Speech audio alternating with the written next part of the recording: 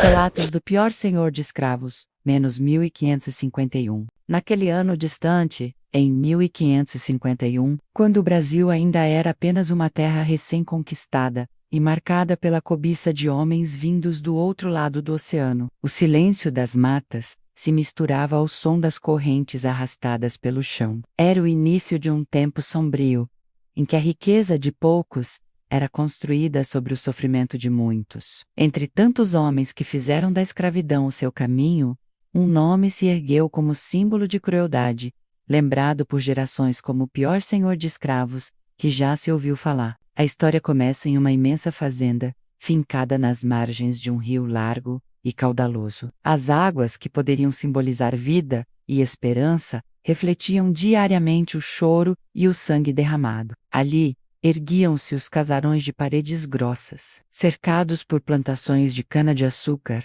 que se estendiam até onde a vista alcançava. Mas por trás da aparente prosperidade, escondia-se um império construído à base da dor. O senhor daquela terra, cujo nome ecoava como ameaça, era um homem frio, incapaz de compaixão. Seus olhos escuros e penetrantes pareciam nunca ver o outro como humano. Para ele, os homens e mulheres arrancados de suas terras na África e trazidos em porões imundos de navios eram apenas ferramentas descartáveis. O valor de uma vida não passava de um número em sua contabilidade. Desde cedo, quando o sol ainda nascia tingindo o céu de vermelho, os cativos eram arrancados de suas senzalas. A madeira das portas rangia, e junto com o som, vinha a voz áspera dos capatazes que gritavam ordens. Os escravizados, com os corpos marcados por cicatrizes, seguiam em silêncio, muitos mal, tendo forças para andar. Eram conduzidos às plantações, onde passariam o dia inteiro sob o peso do trabalho, açoitados, sempre que a exaustão os fazia diminuir o ritmo. O senhor cruel tinha prazer em vigiar pessoalmente os castigos. Sentava-se em sua cadeira de madeira entalhada, de onde podia observar cada lágrima derramada. Seu prazer parecia crescer, quando os gritos ecoavam pelas plantações, como se cada lamento fosse música para os seus ouvidos. Havia em seus gestos uma frieza que assustava até mesmo os seus capatazes. Um dos relatos mais lembrados era o da jovem Amina, uma moça trazida de sua aldeia na África ainda adolescente. Seus olhos traziam a lembrança da terra natal, onde havia dançado e cantado antes da captura. Amina, mesmo diante das correntes, ainda guardava dentro de si uma chama de esperança. Mas essa esperança foi o que mais irritou o Senhor. Ele não suportava ver nos olhos dela a força de quem é do tudo. Não se entregava. Mandou castigá-la repetidas vezes, até que seu corpo já não tinha mais forças. Mesmo assim, Amina resistia dentro de sua alma, sonhando com o dia em que seria livre. Cada detalhe da vida naquela fazenda era marcado pela dor. A comida dada aos escravizados era pouca e de péssima qualidade. O barro da senzala se misturava com o suor e o sangue, transformando-se em lama sob os pés cansados. As noites eram longas, interrompidas pelo medo constante de serem chamados para mais trabalho ou para algum castigo inesperado. Os que tentavam fugir eram caçados como animais, cães ferozes eram treinados para persegui-los, e os que eram capturados voltavam carregando marcas ainda mais profundas. Muitos perdiam a vida no caminho, preferindo morrer na mata a voltar para as correntes. Essa resistência, mesmo diante da certeza da dor, era a prova de que a liberdade era mais valiosa que qualquer coisa. O senhor de escravos, em sua arrogância, acreditava que jamais seria questionado. Sua riqueza crescia, suas terras se expandiam, e os navios continuavam chegando com mais pessoas arrancadas de suas famílias. Ele acreditava que aquele sistema duraria para sempre. Mas silenciosamente, os cativos criavam laços entre si. Cantavam em voz baixa durante a noite, relembrando suas origens, transmitindo esperança uns aos outros. A cada canto, a cada história contada às escondidas, crescia uma força invisível, que nem toda a crueldade poderia apagar. Entre os escravizados, havia um homem chamado Kofi. Era forte, com braços marcados pelo trabalho, mas com um coração firme. Ele havia perdido a esposa e os filhos no navio negreiro, mas em vez de deixar-se consumir pelo desespero, transformara sua dor em coragem. Kofi tornou-se um líder silencioso, aquele que inspirava os outros a resistirem, não com violência aberta, pois sabia que seria inútil diante das armas dos senhores, mas com pequenas sementes de esperança. As noites na senzala eram o espaço de suas palavras. Ele falava de liberdade como quem fala de algo certo, ainda que distante. Contava histórias de seus antepassados, de guerreiros que lutaram contra inimigos, de reis que governaram com justiça. E nessas histórias, os outros encontravam forças para sobreviver mais um dia. Enquanto isso, o Senhor Cruel se afundava cada vez mais em sua arrogância. Seus jantares eram fartos, regados a vinho trazido de longe, servidos em mesas cheias de ouro e pratarias. Enquanto ele e sua família se banqueteavam, a poucos metros dali, havia homens e mulheres que mal tinham forças para se manter de pé. Essa desigualdade gritante era a marca do tempo, mas no caso daquele senhor, era também o reflexo de sua alma corrompida. Com o passar dos anos, sua crueldade se intensificava. Era como se o poder o embriagasse, tornando-o incapaz de enxergar a humanidade. Mas os relatos dos sobreviventes, preservados na memória oral, mostram que, apesar de tudo, havia sempre resistência. Cada gesto de cuidado entre os escravizados, cada vez que dividiam o pouco alimento que tinham, cada vez que alguém ajudava o outro a se levantar após uma queda, era uma vitória silenciosa contra a desumanidade. O nome daquele senhor atravessou gerações como símbolo do que há de pior no coração humano. Mas junto com ele, sobreviveram também os nomes daqueles que resistiram, que mantiveram viva a chama da esperança. A história não é apenas a do opressor, mas também a dos que, mesmo acorrentados, nunca se curvaram totalmente. Cicatrizes da escravidão. Vozes silenciadas no Brasil.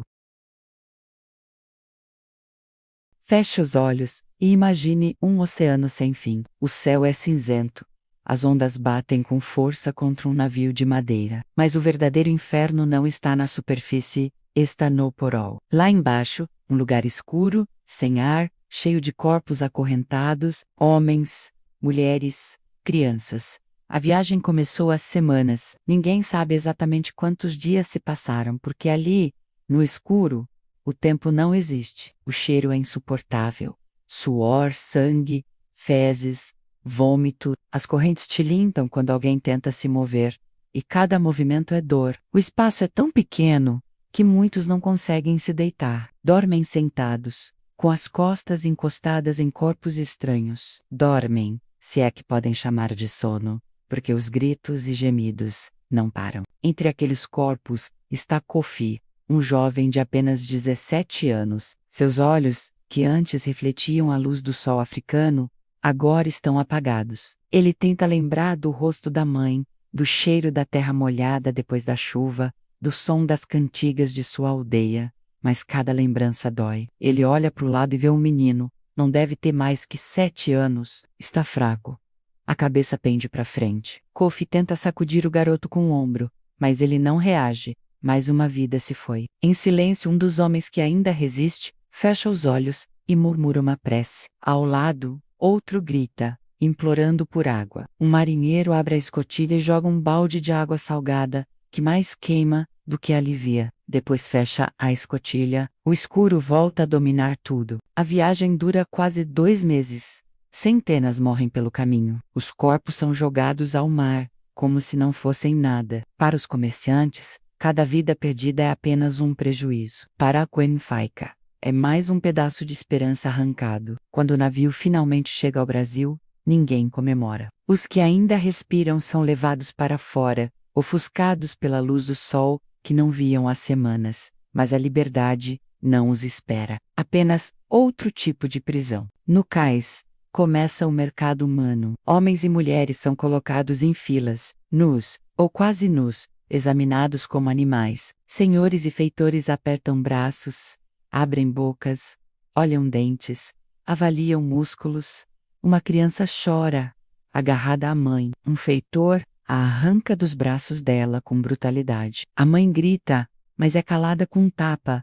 A criança é levada para outro lado. Nunca mais se verão. Para os compradores, não existem famílias, existem mercadorias.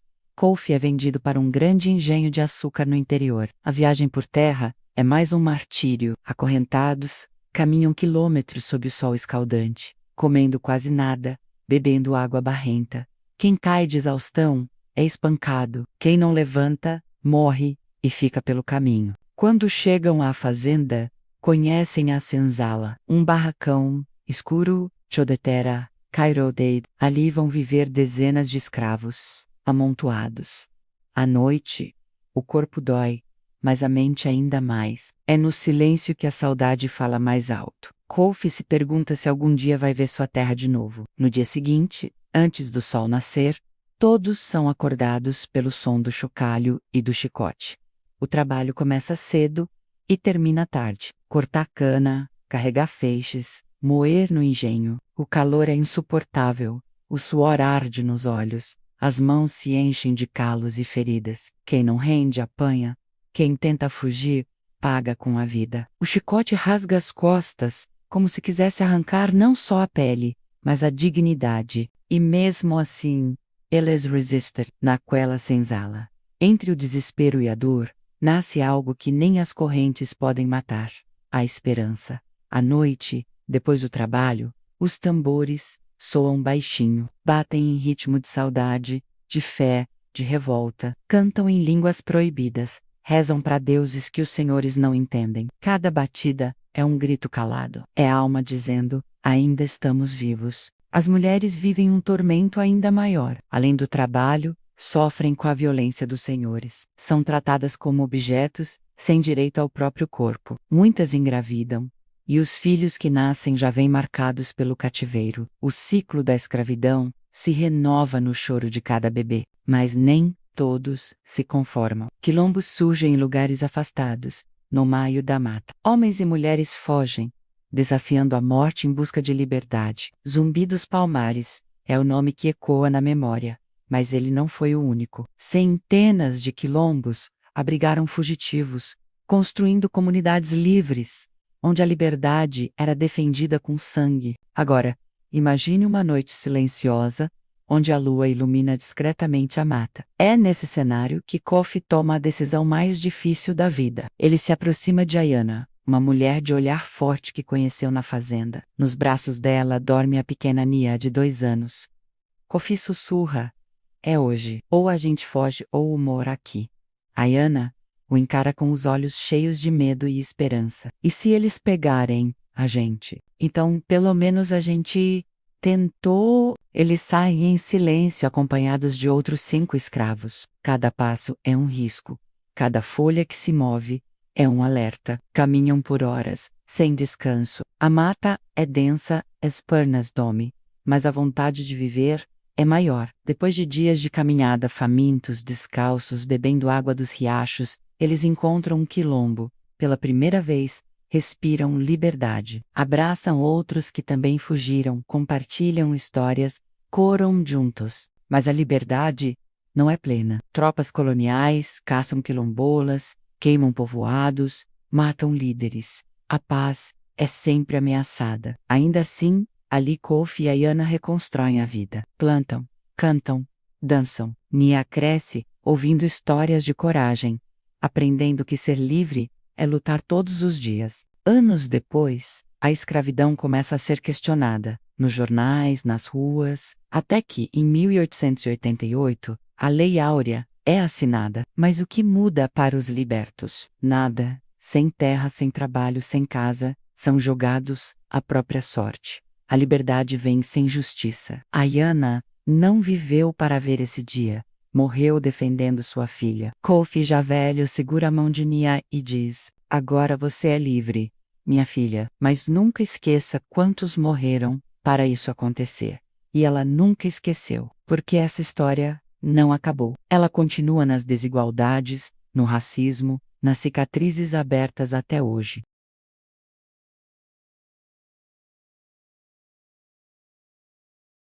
A assinatura da Lei Áurea foi celebrada em todo o país. Nas ruas do Rio de Janeiro, multidões aplaudiam, fogos estouravam no céu, e jornais anunciavam a tão sonhada liberdade. Mas longe da capital, nos engenhos, nas fazendas, nas senzalas agora esvaziadas, a realidade era outra. Milhares de homens e mulheres, finalmente libertos no papel, não tinham para onde ir. Sem terra, sem casa, sem trabalho, foram lançados ao abandono. A escravidão tinha acabado, mas a liberdade ainda não tinha começado. Nia, agora uma jovem de 19 anos, sentia isso na pele. Carregava na memória o sacrifício da mãe, Ayana, e o olhar cansado do pai. Kofi caminhava pelas ruas de uma pequena cidade do interior, pedindo comida, procurando trabalho. Mas em cada porta que batia, a resposta era a mesma: nós não contratamos gente como você. Gente como você. Essas palavras eram correntes invisíveis, que pesavam tanto quanto as de ferro. Sem opção, muitos voltaram às mesmas fazendas de onde tinham saído, trabalhando em troca de quase nada. Outros se juntaram e construíram casas improvisadas em morros e beiras de rio, lugares desprezados pela elite. Eram as primeiras favelas, nascendo da necessidade, da exclusão, da injustiça. Nia viu amigos e parentes tentando sobreviver entre a miséria e o preconceito. A liberdade prometida transformara Sei-me abandono. Certa noite, olhando para o céu estrelado, Nia lembrou-se das palavras do pai. Agora você é livre. Mas nunca esqueça quantos morreram para isso acontecer. Ela percebeu que a liberdade não era apenas ausência de correntes. Liberdade era dignidade, era justiça, era respeito. E nada disso havia sido dado a eles. Teriam que conquistar, geração após geração. O tempo passou, e Nia se tornou mãe. Contava ao filho as histórias de Kofi e Ayana, histórias de dor, mas também de coragem. Contava sobre os navios negreiros, as senzalas, os quilombos, e terminava sempre com a mesma frase: nunca se esqueça, meu filho. Nós somos descendentes de quem resistiu. Essa chama de resistência atravessou o tempo. Mesmo marginalizados, perseguidos, silenciados, os descendentes de escravos nunca deixaram de lutar. Vieram as primeiras associações negras, as irmandades religiosas, as escolas comunitárias, os jornais abolicionistas. Vieram músicos, escritores, líderes que levantaram a voz contra a injustiça. Vieram quilombos modernos, não mais escondidos na mata, mas erguidos no coração das cidades. E hoje, quando olhamos para o Brasil, ainda vemos as marcas da escravidão. Estão nas desigualdades sociais, nos bairros esquecidos, nas oportunidades que nunca chegam. Estão no preconceito que insiste em sobreviver, disfarçado de silêncio, escondido em olhares, em portas fechadas, em palavras cruéis. As correntes mudaram de forma, mas ainda estão lá. É por isso que lembrar dessa história é essencial, porque não se trata apenas do passado, mas do presente. Cada vez que alguém sofre preconceito por causa da cor da pele, é o eco da senzala que ressoa. Cada vez que uma favela é esquecida, é o reflexo do abandono pós-abolição. Cada vez que uma vida é desvalorizada, é a escravidão mostrando que suas cicatrizes ainda não fecharam. Mas também há outra herança. A herança da resistência, do batuque que virou samba, do lamento que virou canto, da fé que resistiu ao chicote. Há uma força que atravessou séculos, que sobreviveu a correntes, açoites e humilhações. Uma força que pulsa em cada marcha, em cada protesto, em cada conquista. Essa é a verdadeira vitória dos que nunca se ajoelharam diante da injustiça. A história de Kofi, de Ayana e de Nia é uma entre milhões, milhões de vidas arrancadas da África, milhões de histórias silenciadas, mas cada uma delas deixou uma marca. Cada lágrima, cada grito, cada cicatriz, juntas, elas formam a memória de um povo que não desistiu. E agora, cabe a nós não deixar essa memória morrer. Cabe a nós transformar cicatrizes em aprendizado, dor em luta, resistência em futuro, porque a verdadeira liberdade só será conquistada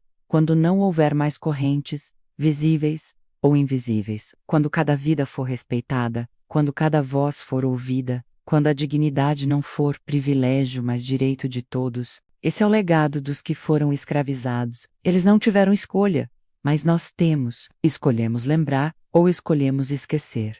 E esquecer é a pior forma de repetir. Por isso que cada palavra dessa história ecoe no coração de quem ouve, que nunca mais sejamos cegos diante da injustiça. Porque enquanto houver racismo, desigualdade e silêncio, a escravidão ainda não acabou. E a luta precisa continuar.